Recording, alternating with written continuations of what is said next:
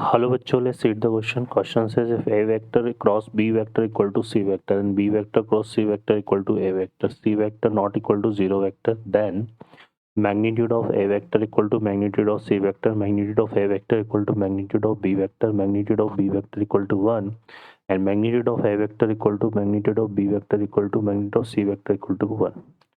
Solve करते हैं question को.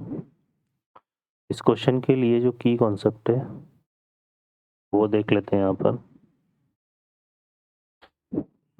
इसमें अगर हम बात करें तो यहाँ पर क्या हो जाएगा हमारे पास मैग्नीट्यूड ऑफ ए वेक्टर.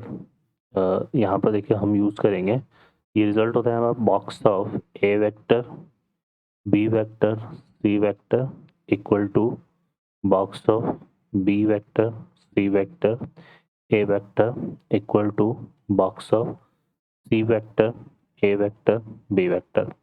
ऐसा हम लिख सकते हैं यहाँ पर. ठीक है, तो इसको हम यूज़ में लेंगे. सॉल्व करते हैं क्वेश्चन को. देखिए यहाँ पे हमें क्या गिवन है, A vector cross B vector equal to C vector. अब इसमें क्या करते हैं हम डॉट कर देते हैं दोनों तरफ, B vector A vector cross B vector dot C vector equal to C vector dot C vector. ठीक है, तो इसको तो हम क्या लिख सकते हैं, box of A vector B vector C vector equal to ये हो जाएगा magnitude of C vector square. ठीक है, तो ये आ जाएगा हमारे पास रिजल्ट नंबर 1. अब सेकंड हमें क्या गिवन है यहाँ पे, B vector cross C vector equal to A vector.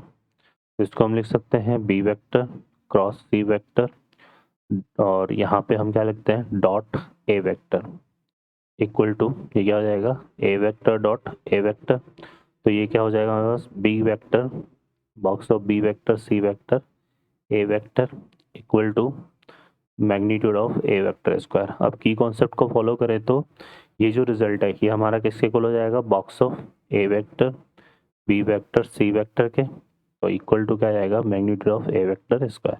इसको देते हैं 2. अब 1 और 2 को देखें तो ये भी box of A vector B vector C vector के इक्वल है और ये भी box of A vector B vector C vector के इक्वल है. यहाँ से क्या जाएगा हमारे पास, अगर हम देखेंगे तो ये आ जाएगा फ्रॉम 1 and 2 हमारे पास क्या हो जाएगा magnitude of A vector square equal to magnitude of C vector square.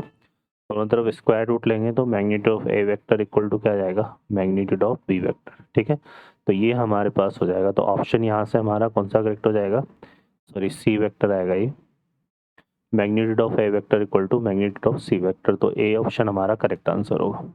Okay बच्चों, I hope you understand well. Best of luck. Thank you.